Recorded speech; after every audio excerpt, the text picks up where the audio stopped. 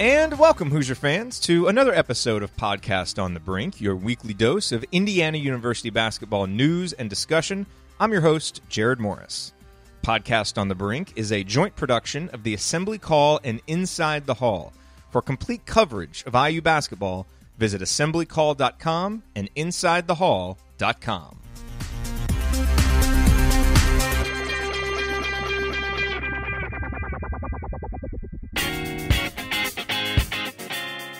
On this week's edition of Podcast on the Brink, Alex Bozich and I decide to kind of take a step to the side here during the offseason and not talk about the current team, but look back in the past and talk about the most celebrated team, really the most celebrated era in IU basketball history, and that is the second through fifth seasons of the Bob Knight era. And we talk about that with a guy who was there for a front row seat to cover those teams, and that is Rick Bozich from WDRB in Louisville.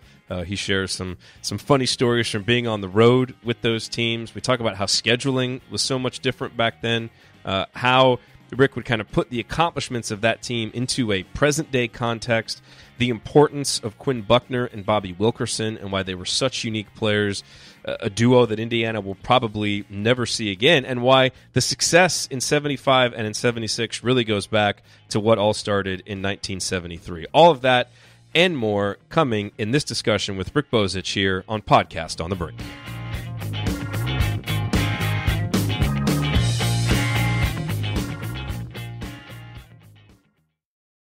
All right, and joining us this week on Podcast on the Brink, one of our favorite guests, Rick Bozich from WDRB in Louisville. Rick, always great to have you on the show. Thanks for giving us some time this week.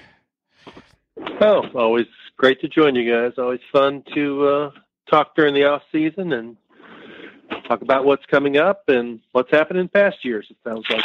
Yeah, well, and that's what we want to do this year. And Alex, I want to kick it over to you so you can introduce this because, obviously it's the off season, and I suppose if DJ Carton commits while we're on the phone here or something like that, we can we can make a quick change and start talking about current news. But sometimes in the off season it's a little bit of a slower week, and that's right now. And so we wanted to take a little detour and talk about something else and talk about some IU history. And Alex, you kind of had the idea for this episode, and I think it's a good one.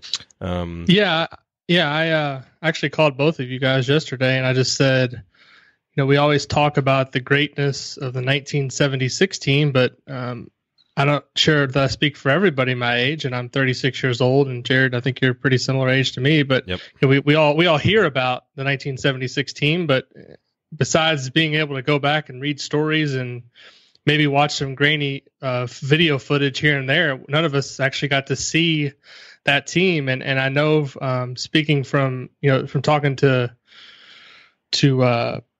my dad about, the time that he spent at IU as a student reporter, and then also getting a chance to cover some of the 1976 teams. I think that was the year after he graduated from IU, that they actually won the national championship, that he has a pretty good perspective on it. So I just wanted to actually have him on, to, give us some of his, thoughts from those days and kind of, what he remembers from that team. And so I just kind of want to kick it off. I know that the season before, everyone talks about the broken arm, Scott May, maybe they talk about that team potentially being a better team than the 1976 team from somebody who saw both teams play in person up close. Is there any truth to that kind of narrative that the 1975 team was actually maybe better than the 1976 team? Wow. We can get to that. I think if they played, I don't know how you could play against each other, but if they played 10 times, the 75 team would probably win 6. I believe they were better. I think they were certainly a better offensive team, and almost as good defensively, probably a deeper team. I mean, the two guys they lost were Green and Laskowski, who Steve Green did play some in the pros, mainly in the ABA, and Las played 1 year for the Bulls. So that's what they lost. But, I think when you start talking about the 76 team, you actually need to go back to the 73 team, because that's when it all started. In 73, that was the year that Knight brought in, 72, 73 brought in Quinn Buckner and Jimmy Cruz, and I think it was Tom Abernathy, Trent Smock was another one. And there was Wilkerson and Scott May. And those two guys had to sit out. Back then, if you weren't academically qualified, you couldn't play. They didn't play at all. They just came to IU and sat. And Buckner and Cruz started on the 73 team as freshman guards, and that team went all the way to the Final Four, which, IU hadn't been to the Final Four in, I think, several decades. And then they lost to UCLA, which was in the middle of its, near the end. It was the last year of their 7-year-in-a-row championships. In a game they might have won, there was a foul called against Steve Downing late in the second half, and Indiana lost to him in the semifinals. So that sort of changed the whole outlook of IU basketball, where they were going to be nationally relevant again. They were going to do it with defense, and they had these freshman guys who were really good, and great things were going to come. You talk about the 1973 being the pivotal year. When those guys actually were recruited and arrived on campus, was there a feeling among those who covered IU basketball or who followed it that it was going to be something special? Or because now we have recruiting rankings, and we have, when a kid commits to a school and they have a top 5 recruiting class, you have a kind of a feeling that, hey, this could turn into something, whether it be the immediate success that Indiana fans are hoping for, this year with Romeo Langford, or, a class even going back to some of the classes that Bob Knight got later in his career that turned into Big Ten championship teams. I think by that time you had a feeling that this was, a special group. But you talk about the roots of that 73 group. Was there a feeling then that those guys had a chance to blossom into something special? For that time, there certainly was. What there was back then, obviously no internet, no recruiting rankings, none of that stuff. There was Hoosier Basketball Magazine. There was Street and Smith's College Basketball Yearbook. There might have been Sporting News Yearbook. And before the season, they might list the top 50 or 100 high school basketball players in the country. And it was usually something by this Howard Garfinkel guy who ran the 5-star camp out of New York. And so if you went to that camp, you were well known.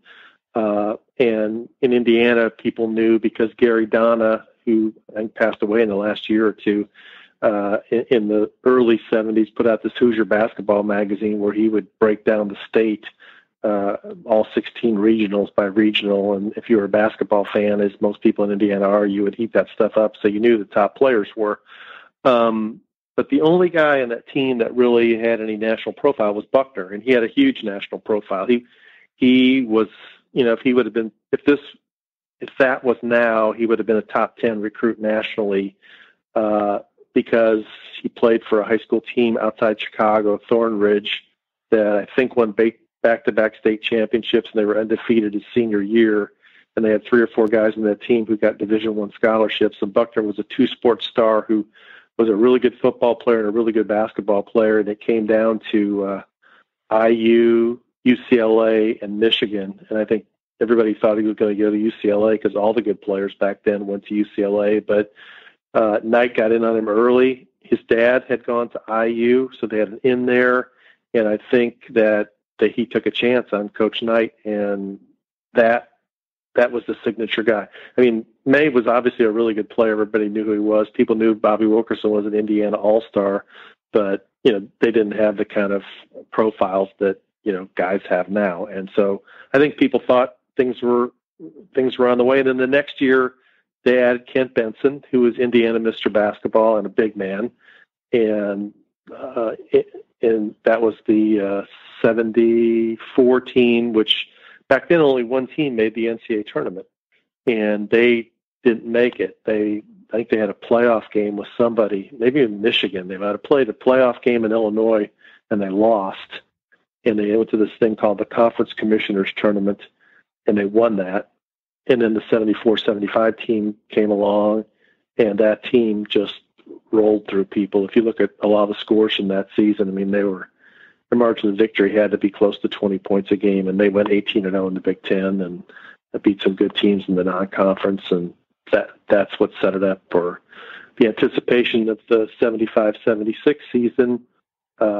which was, immense.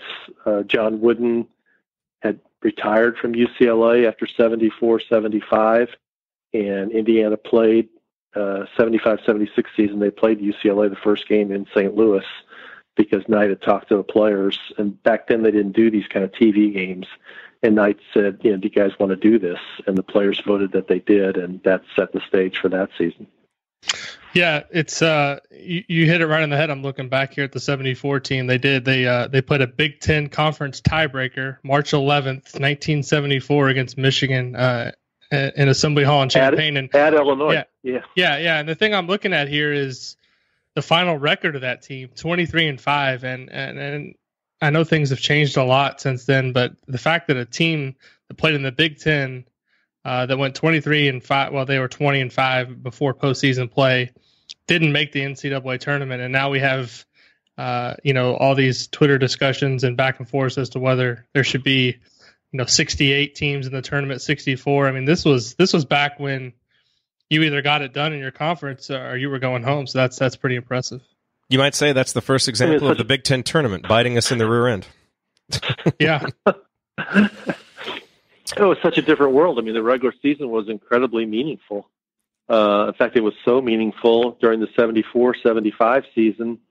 I went on a road trip, and back then Coach Knight would let the Daily Student reporters go with the team. So I went on a road trip. It was like Iowa on a Saturday night. You can look this up if you have the media guide there. And then Minnesota on Monday.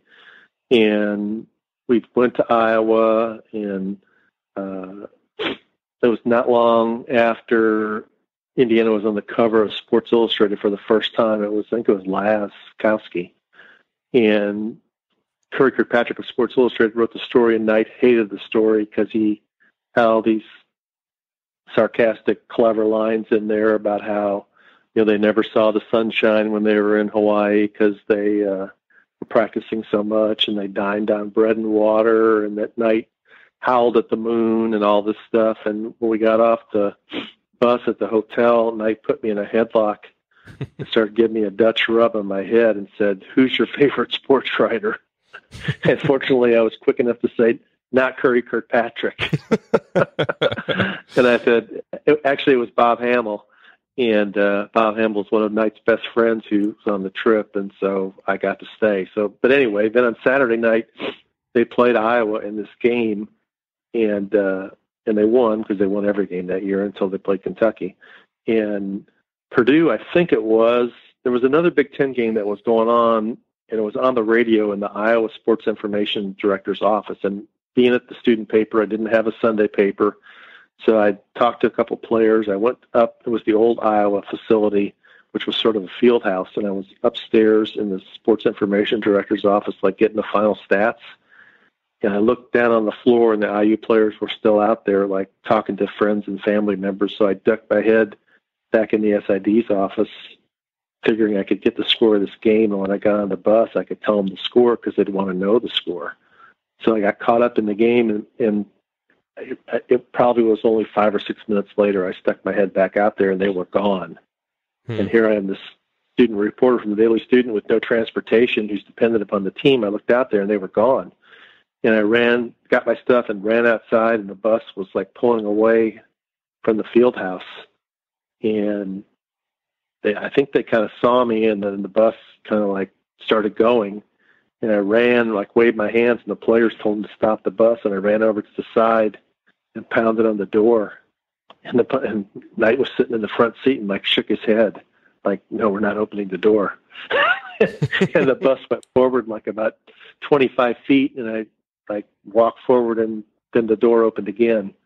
And I got on the bus, and he goes, "Where the hell were you?" And I started to answer the question, and before I could get a word out of my mouth, he said, "The blankety-blank Daily Student almost got left in Iowa City. Now go sit your ass down." Like the players just roared in approval because for once it was somebody other than them who got their butt chewed. And I went and sat down, and from that road trip and every road trip thereafter, I made one more. I was like 20 minutes early for the bus. That was quite the close call there for Rick. Anyway, this is the point in the episode where I jump in and tell you that we're about to pay some bills with a few ads. So some of you will hear some ads coming up. Some of you will just jump right to the next part of the interview as we continue talking about the 1975 and 1976 teams. So just wanted to alert you. So here come the ads or the rest of our discussion with Rick Bozich.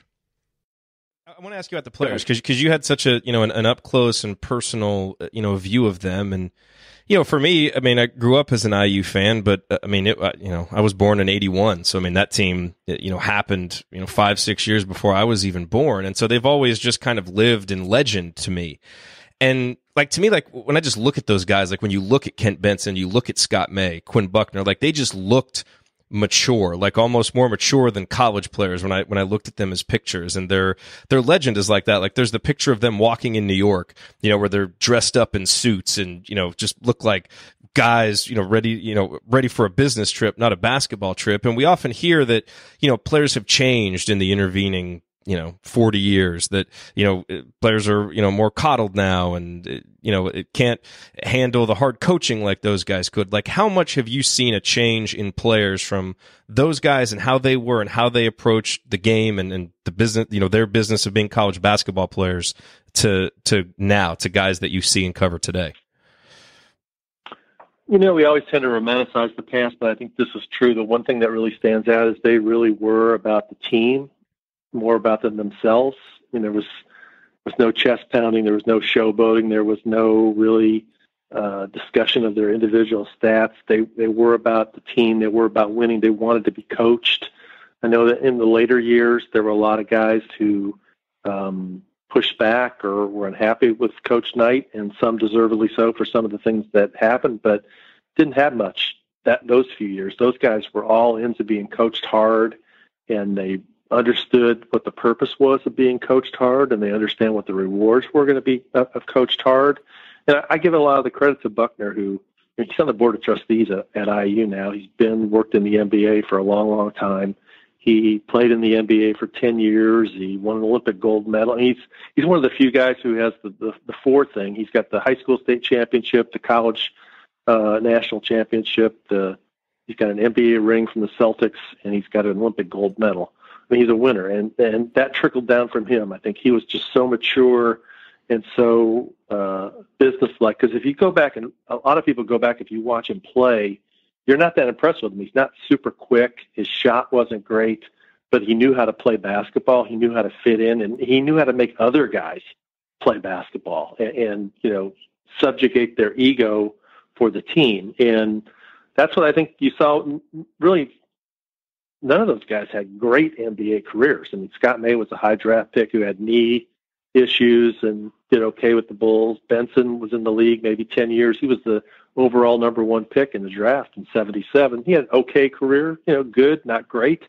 Abernathy played a year or two for the Lakers. Buckner played for a decade, and Wilkerson had some good times with the Seattle Supersonics, but none of them were really NBA All-Stars or anything. But that was because I think that their mindset was team achievement, team orientation, and being coachable. So I think it's a big difference. And I don't know if it's unique to IU or just that's the way that the culture has changed. And maybe if they were growing up today, they wouldn't be that way, but that's how they were then for sure. And obviously that 76 team, the last team to go undefeated. But, I'm glad earlier that you mentioned that it started back in 73, because you look at the totality of what they achieved over 4 years. I mean, winning 90% of their games overall and 92% in Big Ten play, the 4 Big Ten titles, a Final Four, an Elite Eight, a national title, and who knows what would have happened if they had made the tournament in 74.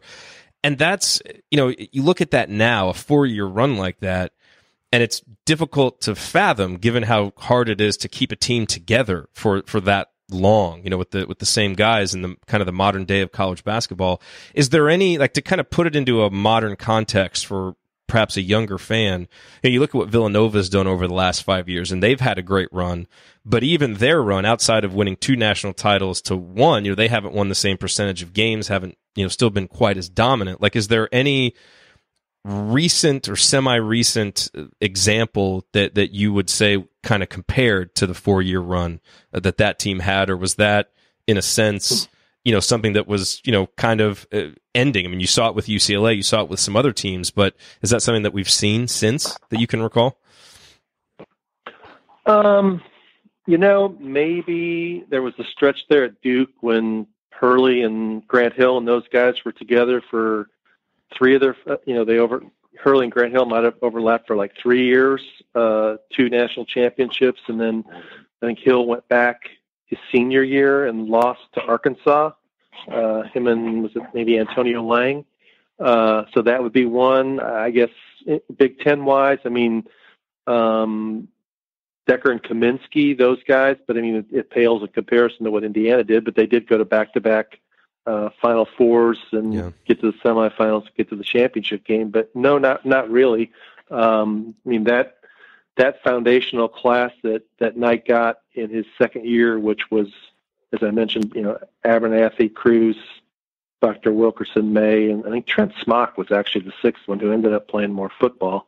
That was an unusually good class of guys who were going to be there for all 4 years and play at both ends of the court. And I don't mean to overlook Cruz. People do overlook Cruz a lot. They forget he started as a freshman at IU, and then he kind of lost his spot to Wilkerson and was a very capable bench guy. And then when Wilkerson in the very last game in the Final Four against Michigan got knocked out in the first 2 or 3 minutes, Cruz came in and played a big chunk of that game and was very, very effective. And, he showed by later on becoming a pretty good college coach how smart of a player he was, and he was a perfect fit for Knight. Looking at the schedule that team played, that's another thing that really stands out to me. That's a major change from then to now. They open with UCLA at a neutral site. UCLA was ranked number 2. They beat them by 20. Then they go to Market Square Arena, play Florida State, crush them. Then they have a close game at home, obviously with Notre Dame, play Kentucky at a neutral site. So 3 of their first 4 games were not even in Assembly Hall. In college basketball now, that would be kind of really unheard of for a blue blood program to play 3 of its first 4 games at a neutral site. Was there a conscious effort in your mind on Knight's part to build a schedule that would really challenge this group, or was that just really how scheduling worked back then? You played the best teams, that you could, and there was really no cupcakes? Because looking at this schedule, I mean, the non-conference obviously a little bit shorter than what you see now, but they played, 1, 2, 3, 4 ranked teams, and handled. Kentucky was an overtime game, but the other ones looks like they won fairly easily. Yeah, I mean, so you're saying you don't see Savannah State or Mississippi Valley State on there? And I don't. To those teams. Yeah, it was a different world back then. I think that teams there weren't as many teams, I don't think, back then, and people weren't willing to schedule them. The season started later. For many years it didn't start till December 1st. I don't know if that was, did they get into November starting at the November 29th. November 29th, yeah. Yeah, the schedule started later, so I don't know if they didn't play as many games. But yeah, there was more. Coaches weren't afraid, I don't think. Now, these guys make more money than they've ever made, and a significant portion of them are like afraid to schedule. I mean, they want to schedule guaranteed wins. Knight didn't operate that way. Denny Crum was legendary for it at Louisville, and teams. The Notre Dame game was a fixture on the Indiana schedule. The Kentucky game was a fixture on the Indiana schedule. And I can remember when I was in college, they played Kansas. I think Kansas came into Assembly Hall one year and played. I mean, Carolina, I know, was on the schedule for a few years. So, yeah, there was more ambition in terms of schedule and less scheduling out of fear. And, some of these. The one thing that Knight did is every year he had like a Indiana Classic that he would bring 3 teams in to Assembly Hall and play a tournament. But even that, I remember one year was Alabama, was one of CM Newton's team. I mean, they always won, usually because they were the best team, but that was like the one way where he stepped out of that box, and he'd bring some teams in where they could beat them up, and then he added another tournament the next year, where they played up in Indianapolis, a 14 tournament. Sorry about that. My watchdog just went off. That's all right. The next, the other thing I wanted to ask you was, and I think, I went to the Final Four in 1991 in Indianapolis, and I can remember following that season a little bit from the perspective of UNLV being a team that, just it was almost like they were so good that year that they struck fear into their opponents. Like, you didn't want to play UNLV.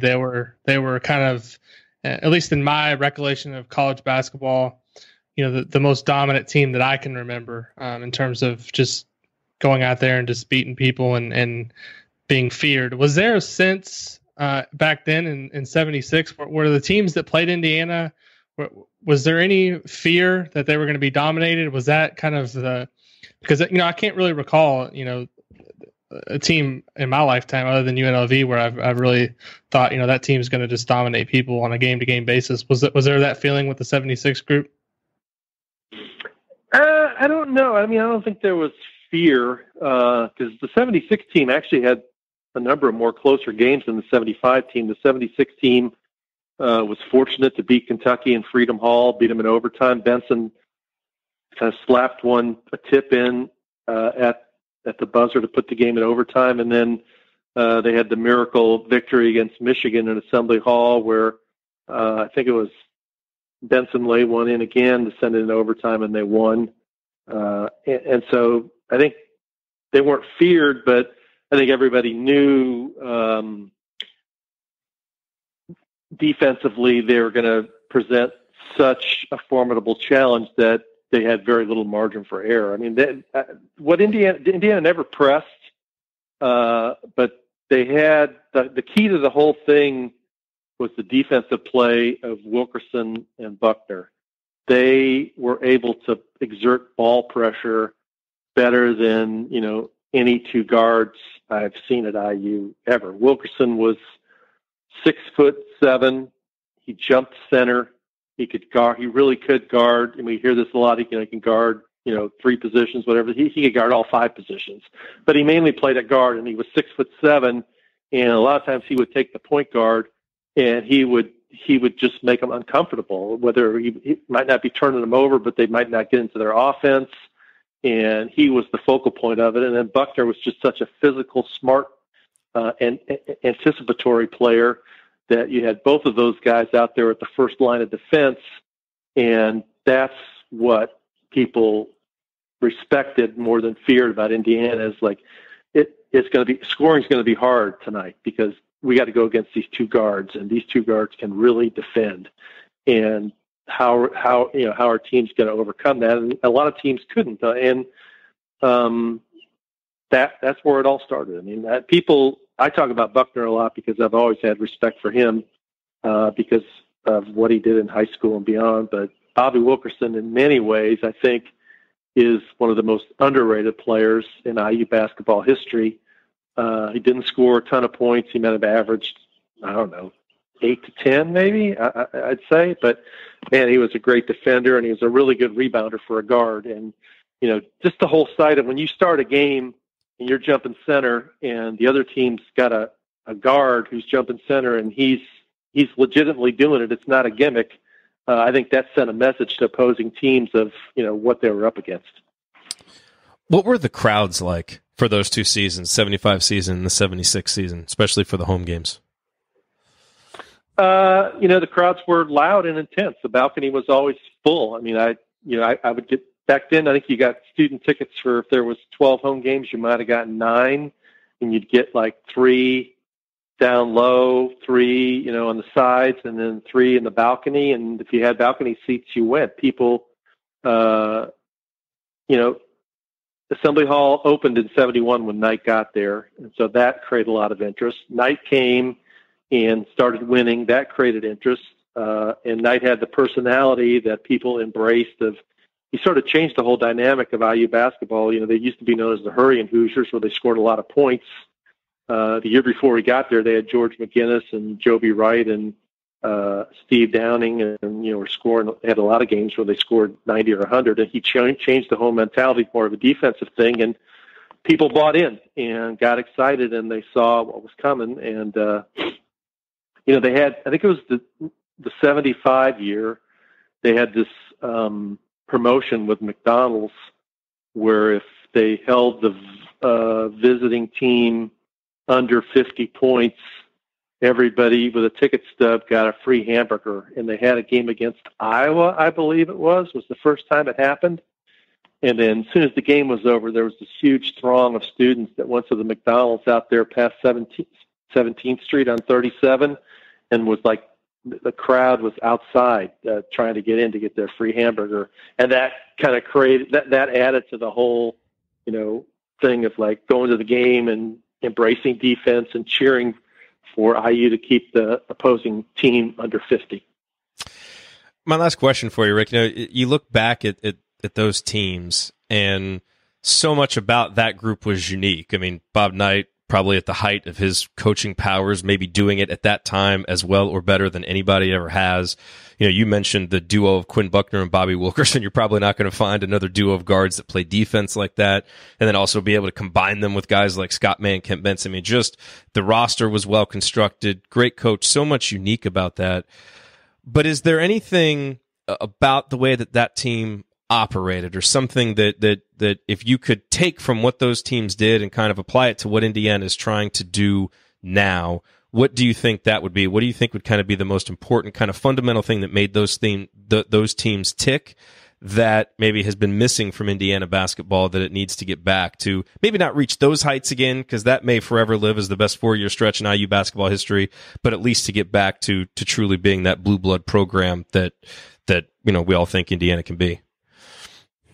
Right. I mean, I'd say it'd be like accepting or building an identity, building a culture of, this is going to be a culture where defense is celebrated. This is going to be a culture where self is not selfishness, but selflessness is going to be celebrated. This is going to be a culture where toughness is celebrated. And, almost every coach tries to sell those kinds of things, but actually putting them into action is another thing. And I think Archie Miller does value them. I think he was known for some of those things as he's a player, and now he's just got to institute it. I think we saw traces of that last year, whereas the season evolved. They became more of a hard-nosed defensive team that could play through some of their offensive droughts and limitations.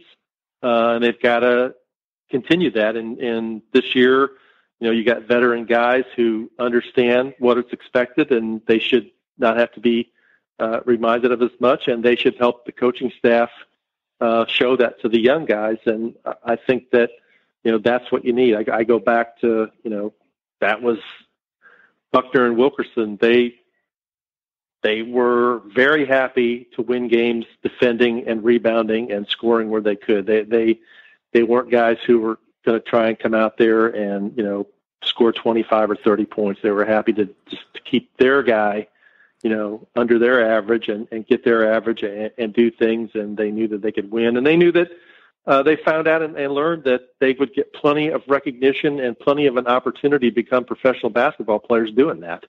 And so I think if he can sell his guys on that, saying, there's a lot of ways to develop as a basketball player, this is a good way to do it.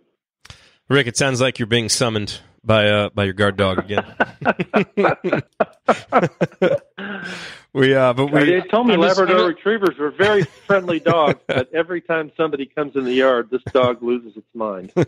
I'm just glad it's not my dog this week, Jerod. So I'm off the hook. Well, Rick, thank you very much for your insight. It's funny. It's, one of those teams I wasn't around to see, but I kind of consider it a pleasant memory to revisit, even though I don't have any specific memories. But, just seeing the highlights and hearing the stories, and, it was an epic run in IU basketball history. So it's always fun to talk about those teams. Yeah, I mean, those guys are special, and I'm glad they came back to IU a couple of years ago. It's a shame Knight didn't come back with them. But, I think if you also look, most of those guys have been really successful in life, and he did a good job working with them and developing them as people. Look, Buckner's had a tremendous career. Scott May is obviously a very successful businessman. Tom Abernathy has been a successful businessman, owns a basketball workout facility in Indianapolis. Jim Cruz is a coach. Wilkerson's had success. He's also coached. So good group, and there's a reason they have that statue in the lobby of Assembly Hall. They earned it. Yep, absolutely. Well, thank you for your time, Rick, and we look forward to bringing you on again sometime in the future and talk about the current Hoosiers again. All right, thanks, guys. Yep, thank you. Thank you for listening to this episode of Podcast on the Brink. We always appreciate you being here. To get more from me and from Alex, visit assemblycall.com and insidethehall.com for complete coverage of Indiana University basketball. If you liked this episode, please consider sharing it with a friend or family member who loves IU basketball as much as you do. You can also support the show by leaving a rating and review on iTunes, which helps us get the word out to more IU fans like yourself. We will be back next week with a new episode. Until then, as always, go Hoosiers.